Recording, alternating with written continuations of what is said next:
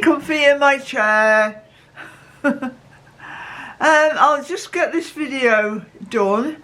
It's a sunny day and it's looking like I want to go out, but I'm just checking through the comments on the computer there from the last video I put out, and something caught my eye and I've written a reply to it, but I thought I would just tell you about it. The comment is from someone who is, well, I'll just briefly outline what they're telling me in the comment.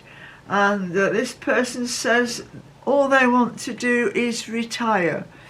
This person is 58 this year, and they say, her words, I think it's a her, I can't retire until I'm 67.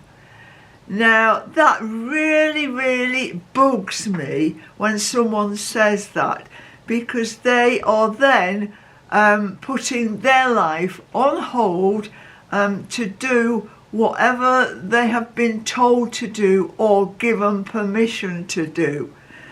They say I can't retire until I'm 67. Hang on a minute, if you want to retire now, do it. but to blame someone else why you can't do anything is not right, because people need to understand that they are in control. You don't wait around for other people to tell you you can do something or you can't do something. So this person is really quite miffed about that. And then someone else also adds to that conversation, me too, I would love to retire. They want us to work until we drop. Well, yes, they do want you to carry on working. In fact, they are wanting people to come out of retirement and go back to work.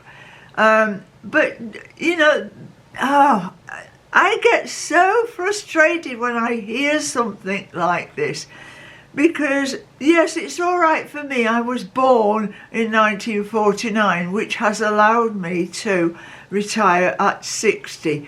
But leading up to that point, I wasn't happy in my job, and I wanted to stop. I knew I couldn't stop working completely because I still had a mortgage. So I eased off on the working hours and cut down and went part-time, which meant a drop in income. But I looked on that as a challenge, and I was determined that I was going to make it work. And so that's what happened. And then I got to 60 and I was able to get the state pension. But when I got there, I got £200 in the bank and no savings. So from that moment on, self-discipline came in, and I thought, that's it, stop spending.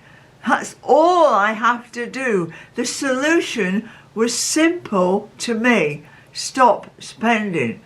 So of course I had to pay the mortgage, I had to eat and pay the utilities, but everything else, well, the cats need feeding, I had a car to run, but everything else after that, I just stopped spending, you know. But you have to set out your sort of finances way before that point. I didn't mind being completely skint because I had this house, even though it wasn't paid for at the time. It is paid for now, but you've got to set out your money. You've got to, well, my reply, sit down with a pen and paper, work out all your outgoings and write them down. Then write down all your incomings and wages, benefits, any money you have coming in. Then work out what spending you can cut down on. Can you put some money away in a savings pot? Then stop working when you have a little nest egg. Bring the retirement date forward, right? But it's entirely up to you. Don't put your life on hold waiting to get permission to do what you want to do. You make your plan and you give yourself permission, right?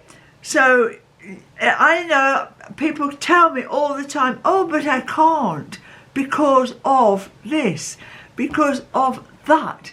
Like I have commitments, or I have other people in my life that I must, fit in with them. Yeah, but you only have one life. That's it. Look, yesterday Paul O'Grady, gone.